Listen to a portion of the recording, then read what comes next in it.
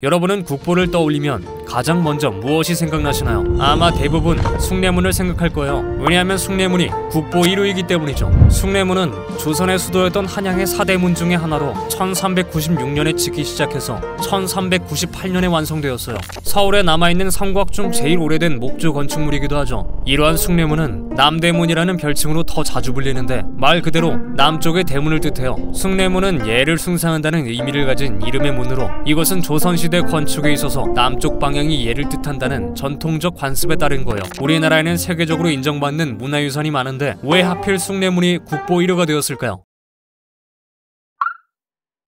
제1호라고 하면 가치가 가장 높은 문화재에 부여되는 번호처럼 느껴질 수 있지만 국보와 보물의 번호는 지정 순서일 뿐 문화재 가치의 우선순위를 뜻하지는 않는다고요. 그저 순서대로 국보를 지정할 때마다 번호가 붙여져 오늘의 책에 이르게 된 것이죠. 그런데 1990년대 신문을 보면 국보 1호를 바꿔야 한다는 이야기가 나와요. 예술적으로 또 기능적으로 더욱 대단한 석굴암이나 훈민정음으로 바꿔야 한다는 것인데 이처럼 오래전부터 많은 사람들이 국보 번호를 순위와 상징으로 오해하고 있었어요. 과거부터 이런 오해가 계속 이어져 결국 2021년 2월 문화재청에서는 국보에 더 이상 지정번호를 붙이지 않는다 라고 발표했어요. 그럼에도 불구하고 우리는 어릴 적부터 국보 1호를 숭례문, 보물 1호를 흥인지문으로 배웠기 때문에 여전히 국보 1호라고 하면 자연스럽게 숭례문이 떠오르죠. 그도 그럴 것이 어린 시절부터 숭례문은 국보 1호, 흥인지문은 보물 1호식으로 국보 및 보물을 강조하면서 우리 문화의 우수성을 강조하는 풍토 속에서 살았기 때문에 국민들은 자연히 국보 1호는 우리나라 문화유산 중 가장 가치 있는 것이라는 생각을 가지게 된 것이죠. 아마도 국보의 순번이